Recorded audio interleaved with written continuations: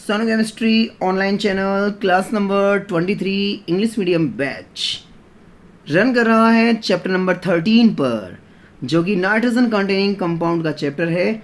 वैसे ये चैप्टर काफ़ी लेंदी है, इसमें केमिकल रिएक्शंस, फिजिकल प्रॉपर्टीज़, काफ़ी सारा मटेरियल है, काफ़ी सारा कंटेंट है पढ़ने के लिए। बाकी का जो स्टूडेंट इस वीडियो से चैनल से कनेक्ट हो रहे हैं उनके लिए बता दूं कि हम इस ऑनलाइन बैच में अपना बेसिक कंप्लीट कर चुके हैं, और बेसिक कंप्लीट करने में हमने 25 स्ट्रक्चर्स को पढ़ा, हमने 10 बेसिक टॉपिकों को पढ़ा। उसके बाद हमने चैप्टर स्टार्ट किया है लेसन नंबर 13, और लेसन नंबर 13 में हमें 5 डिफरेंट टॉपिक पढ़ने हैं, जिनमें से पहला टॉपिक है अमाइन, और इस अमाइन टॉपिक को भी हमने काफ़ी हद तक पढ़ लिया है। अमाइन में हमने अमाइन की डेफिनेशन, अमाइन का नॉमेनक्लेचर, चाहे वो कॉमन नेम सिस्टम हो चाहे वो आईयूपीएसी हो, कंप्लीट कर लिया है। टर्शरी अमाइन तक हमने नॉमेनक्लेचर कंप्लीट कर लिया है। अब इस चैप्टर में थोड़ा ट्रैक चेंज होता है, और अब चैप्टर रन करेगा आइसोमेरिज्म में। देखिए, मैं बताना चाहूँगा जितने भी स्टूडेंट्स प्रीवियस क्लास पढ़ते हैं, कहीं ना कहीं उन्हें आइसोमेरिज्म तो मिलती ही है। आइसोमेरिज्म के बारे में सुना होता है, सुना नहीं होता है तो पढ़ा होता है। और अब मैं बिल्कुल बेसिक से कराऊंगा, चाहे आपने पढ़ा है या नहीं पढ़ा है उससे कोई फर्क नहीं पड़ता। आइसोमेरिज्म इन अमाइन, ये नेक्स्ट टॉपिक है चैप्टर नंबर 13 का। और मैं आपको इस बात को बताना चाहूँगा कि कभी भी आइसोमेरिज्म का टॉपिक, आइसोमेरिज्म रिलेटेड कोई भी क्वेश्चन यदि बोर्ड पुटअप करता है, तो मेरा ये मानना है कि आइसोमेरिज्म की थोड़ी सी हिस्ट्री एग्जामिनर को दे के आनी चाहिए। आप लोग जानते हैं तो दी बेटर, और नहीं जानते हैं तो आज समझेंगे, पढ़ेंगे और याद करेंगे। देखिए, मैं चाहता हूं कि ऐसा एक स्फेरिकल सिस्टम बोर्ड की कॉपी में जरूर करके आना आप, इस तरीके से रिप्रेजेंटेशन। आइसोमेरिज्म वर्ड किसने दिया है, वर्ड किसने सजेस्ट किया? आइसोमेरिज्म, आइसोमेरिज्म वर्ड सजेस्ट किया है जे बर्जीलियस ने। स्टूडेंट्स, वैसे तो क्वेश्चन बनता नहीं है कि कोई भी एग्जामिनर प्रैक्टिकल वाला जे बर्जीलियस की फुल फॉर्म आपसे पूछ ले, नहीं बनता है। पर हमें तैयार रहना चाहिए ना कि आइसोमेरिज्म जो वर्ड दिया है वो जे बर्जीलियस ने दिया है, और पहले जे का मतलब है जॉन्स, और दूसरे जे का मतलब जेम्स नहीं है, दूसरे जे का मतलब है जैकब। जॉन्स जैकब बर्जीलियस ने दिया है वर्ड, आइसोमेरिज्म डिस्कवर नहीं किया है, आइसोमेरिज्म वर्ड दिया है। Is that clear? आइसोमेरिज्म को डिस्कवर किया है होलर, शायद आपने यूरिया में पढ़ा होगा, और लिविग 1827, 1820 भी मिलता है, 1827 भी मिलता है, बाकी 1827 कर सकते हैं, एनसीईआरटी में 1820 दिया हुआ है। बात यह है कि हमें बोर्ड में आइसोमेरिज्म का क्वेश्चन शानदार सॉल्व करना है, एग्जामिनर पे इंप्रेशन बनाना है। जो ऑन स्क्रीन आपको दिखाई दे रहा है ये बोर्ड में करके आना है। Isomerism word was given by J Berzelius, Jons Jacob Berzelius. Isomerism discovered by Wohler and Liebig in 1827। अच्छा, ये जो आइसोमेरिज्म है ये फर्स्ट ऑफ ऑल जिन कंपाउंड में शो हुई, जो फर्स्ट कंपाउंड थे जिनमें आइसोमेरिज्म को देखा गया, आइसोमेरिज्म को देखा तो ऑप्टिकल आइसोमेरिज्म से गया था, वो साइडलाइन चीज़ है। लेकिन आइसोमेरिज्म जो स्ट्रक्चरल आइसोमेरिज्म है वो जिन कंपाउंडों में रिप्रेजेंट हुई, उनमें पहला था सिल्वर साइनेट। सिल्वर साइनेट बोले तो AgCNO, और दूसरा था silver fulminate. I like to से फिल्म का वर्ड का यूज जनरली उल्टा करने के लिए करते हैं। AgCNO को उल्टा कर दो, क्या हो जाएगा? AgNCO।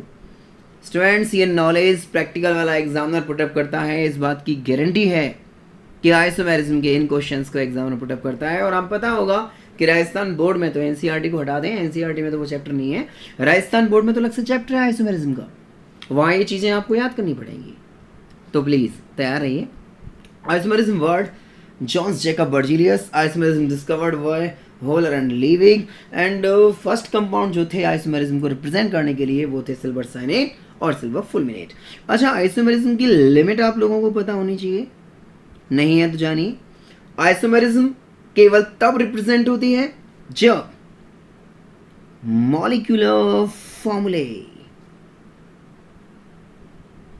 सेम होते हैं। ओके, जब मॉलिक्यूलर फॉर्मूले सेम होते हैं तो आइसोमेरिज्म रिप्रेजेंट होती है। मैं बस आपको ये बताने का प्रयास कर रहा हूं, मैं बस आपको ये समझाने का प्रयास कर रहा हूं कि बोर्ड का पैटर्न ये कहता है कि हमें बोर्ड में समथिंग स्पेशल लिखना होता है जो हमारे सारे नंबर को कवर करे। और स्क्रीन जो आपको दिखाई दे रहा है ये बोर्ड में नंबर खींचने के लिए एक इफेक्टिव रिप्रेजेंटेशन है बोर्ड की कॉपी में।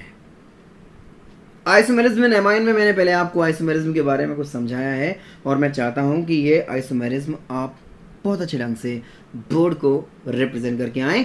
अब टॉपिक पे आते हैं, स्लाइड चेंज करता हूं और थोड़ा टॉपिक इनिशिएट करता हूं आप लोगों के लिए। देखिए, एमाइन जनरली 4 टाइप्स की आइसोमेरिज्म रिप्रेजेंट करती है। 4 टाइप्स हमारे बोर्ड सिलेबस का पार्ट है। जैसे मैं पहला टाइप आपको रिप्रेजेंट करता हूँ। पहले टाइप की हेडिंग लिखने से पहले मैं कुछ एक्सप्लेन करता हूँ आपको। मान लीजिए हमने एक एग्जांपल लिखा CH3 bond CH2 bond CH2 bond CH2 bond NH2। यदि आप लोग अच्छे पढ़े हैं तो जानते होंगे कि NH2 primary amine, NH secondary amine, अकेला N टर्शियरी अमाइन। ये नॉलेज एंड तक बनी रहनी है स्टूडेंट्स, ये बात ध्यान रखिएगा। अमाइन हम पढ़ते हैं, अमाइनों को हम पहचान नहीं पाते हैं तो ये सबसे गलत है। Recognization of amine is the best thesis for the strong study of amine. बताना चाहूँगा दिस इज प्राइमरी अमाइन। बिल्कुल sir, it is primary amine. अच्छा, इसी के साथ मैंने एक और एग्जाम्पल लिखा CH3 bond CH bond CH3 bond CH2 bond NH2। Recognize it, it is also primary amine. देखिए NH2 it is primary amine. अब आप एक चीज देखिए, ये वाला जो प्राइमरी अमाइन है इसका मॉलिक्यूलर फॉर्मूला क्या निकलता है? Simple way, 1 carbon 2 carbon 3 carbon 4 carbon C4, 3 to 5 to 7 to 9 and to 11 H11N, like that N. The molecular formula is C4H11N. अच्छा, इसे देखिए 1 2 3 4 C4, 3 3 6 7 9 11 H11N। आप देख रहे होंगे कि दोनों के मॉलिक्यूलर फॉर्मूले जिनको हम शॉर्ट में कहते हैं MF टोटली सेम। देखिए, मैं आपको एक बात स्ट्रॉन्ग तरीके से समझाना चाहूँगा, बताना चाहूँगा कि जब तक मॉलिक्यूलर फॉर्मूले सेम नहीं होते हैं आइसोमेरिज्म नहीं होती है। मैं आपको ये एक्सप्लेन करना चाहूँगा सभी को कि आइसोमेरिज्म के बारे में ये बात आप बिल्कुल क्लियर कर लें कि आइसोमेरिज्म के लिए मॉलिक्यूलर फॉर्मूले सेम होना ज़रूरी है, जो कि एक लिमिट है आइसोमेरिज्म की। आप देख रहे होंगे ये सब तो हिस्ट्री है ही, ये मेन टास्क है जो आपको आना चाहिए। तो आप देख रहे हैं कि इन दोनों अमाइंस के मॉलिक्यूलर फॉर्मूले बिल्कुल सेम है। ओके, अच्छा, अब मैं आपसे कुछ कहता हूँ, समझिएगा। आपने IUPAC मुझसे प्रीवियस क्लासेस में पढ़ी है। आप बताइए, ये इसमें मैं यदि एक लॉन्गेस्ट चेन सेलेक्ट करूँ तो यही तो होगी। चलो सोच के बताओ, ये लॉन्गेस्ट चेन कितने कार्बन की है? C4, तो हम इसे लिखेंगे C4 चेन। अच्छा, इसमें मैं एक लॉन्गेस्ट चेन सेलेक्ट करूँ तो यही तो होगी। अच्छा, कितने कार्बन की है? C3 chain. कॉमन सेंस से बताना, दोनों के मॉलिक्यूलर फॉर्मूले सेम है तो आइसोमेरिज्म तो होगी ही होगी, कोई रोक नहीं सकता। 2 and more than 2 amines which contain same molecular formula but different carbon chain। आप देखिए सर, ये C4 ये C3। सर स्टूडेंट्स, आइसोमेरिज्म से सिंपल टॉपिक पूरी केमिस्ट्री में कोई नहीं है। जो चीज़ डिफरेंट है, आइसोमेरिज्म का नाम, आइसोमेरिज्म का नेम उसी से स्टार्ट होगा। चेन डिफरेंट दोनों के अंदर, it's name chain isomerism. Definition की बात करते हैं, 2 and more than 2 amines which contain same molecular formula but different carbon chain in the structure is said to be chain isomer and this phenomenon is called chain isomerism। चलिए point 2 पे आते हैं। Second की heading भी मैं अभी नहीं डालूंगा आपको, हेडिंग हम बाद में डालेंगे, पहले एक्सप्लेन करेंगे। चलो एग्जाम्पल की बात करते हैं. CH3 bond CH2 bond CH2 bond CH2 bond NH2. Listen that. How many carbon atom? चलो उससे छोड़ो, पहले बताओ what is the type of this amine? Primary amine sir. Recognize करने का तरीका NH2 ना. NH2 प्राइमरी अमाइन को रिप्रेजेंट करता है भाई. अच्छा, इस प्राइमरी अमाइन में carbon 1 2 3 4, hydrogen 3 to 5 to 7 to 9 and to 11, N C4H11N. चलो इसी के साथ नेक्स्ट एग्जांपल देखते हैं.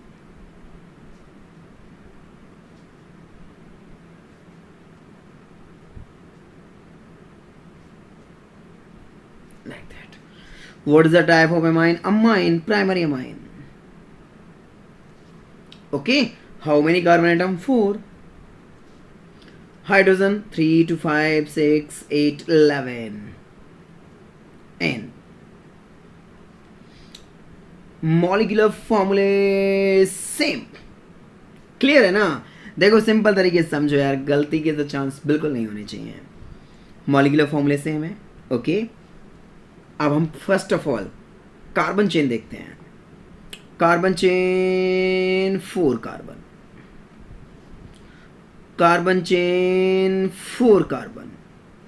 सर ये C4 चेन है, ये C4 चेन है, तो कॉमन सेंस हमारा ये कहता है सर कि चेन इक्वल है, तो चेन आइसोमेरिज्म नहीं हो सकती. जो डिफरेंट होता है वही आइसोमेरिज्म होती है. अच्छा एक बात बताओ, आपने IBC मुझसे पढ़ी है, यदि इस कार्बन चेन में हमें नंबरिंग करनी हो तो हम किस साइड से करेंगे? आपने पुराने वीडियो देखे हैं तो आप बहुत अच्छे ढंग से जानते होंगे. मैं लेफ्ट से नंबरिंग करता हूँ 1 2 3 4, फंक्शन ग्रुप 4 पे आएगा. अच्छा राइट से करता हूँ 1 2 3 4, फंक्शन ग्रुप 1 पे आएगा. देखो इसमें 1 2 3 3 पे आ रहा है, 1 2 2 पे आ रहा है, ये सही है. 1 2 3 4, functional group is available in 2, situation number 2 पे. राइट. अब आप देखो फंक्शनल ग्रुप यहाँ 1 पे है, यहाँ 2 पे है. आप बताओ फंक्शनल ग्रुप की पोजीशन चेंज हो रही है या नहीं हो रही है? 2 and more than 2 amine which contain same molecular formula but different position of the functional group is said to be position isomers, and this phenomenon is called position isomerism. देखो मैं ये नहीं कह रहा कि ज़्यादा सिंपल है, पर मैं ये कह रहा हूँ कि आइसोमेरिज्म कोई भी मेरा स्टूडेंट गलत नहीं करता. चेन डिफरेंट होती है, चेन आइसोमेरिज्म. पोजीशन डिफरेंट होती है, फंक्शनल ग्रुप की पोजीशन आइसोमेरिज्म. सिंपल. अच्छा देखो तीसरी कैटेगरी देखते हैं, आप बिल्कुल समझ जाएंगे. कैटेगरी नंबर 3, उसकी भी हेडिंग हम बाद में डालेंगे. कैटेगरी नंबर 3 देखो, मैंने एक एग्जांपल लिखा, CH3 bond CH2 bond CH2 bond CH2 bond NH2. What is the type of amine? Primary amine. रटा होना चाहिए. NH2 है ना सर. अच्छा मैंने एक और एग्जांपल लिखा, CH3 bond CH2 bond NH bond CH2 bond CH3. What is the type of amine? Secondary amine. NH है ना. अच्छा एक और एग्जांपल देखते हैं, CH3 bond N bond CH2 bond CH3 bond CH3. अकेला N, it is tertiary amine. चलो ये तो क्लियर है ना कि अमाइन आप पहचानते हो. NH2 primary amine, NH secondary amine and N tertiary amine. Okay चलो मॉलिक्यूलर फॉर्मूले देखते हैं. 1 2 3 4 C4, 3 to 5 to 7 to 9 and H2 11 and N. Okay अच्छा 1 2 3 4 C4, 5 5 11 H11 N. अच्छा 1 2 3 4 C4, 6 9 11 H11 N. ओके तीनों के मॉलिक्यूलर फॉर्मूले बिल्कुल सेम, और मॉलिक्यूलर फॉर्मूले सेम होना क्या शो करता है? आइसोमेरिज्म तो होगी ही होगी, कोई रोक नहीं सकता. अब आप देखिए तीनों के फंक्शनल ग्रुप डिफरेंट हैं, primary amine, secondary amine, tertiary amine. जब कार्बन चेन डिफरेंट होती है, चेन आइसोमेरिज्म. जब फंक्शनल ग्रुप की पोजीशन डिफरेंट होती है, पोजीशन आइसोमेरिज्म. और जब फंक्शनल ग्रुप ही डिफरेंट हो जाए तो इसको बोलते हैं फंक्शनल ग्रुप आइसोमेरिज्म। स्टूडेंट्स, मेरे कहने का मीन समझिए, मैं क्या कहना चाहता हूँ आपसे कि आइसोमेरिज्म बिल्कुल टिपिकल टॉपिक की कैटेगरी में नहीं आता।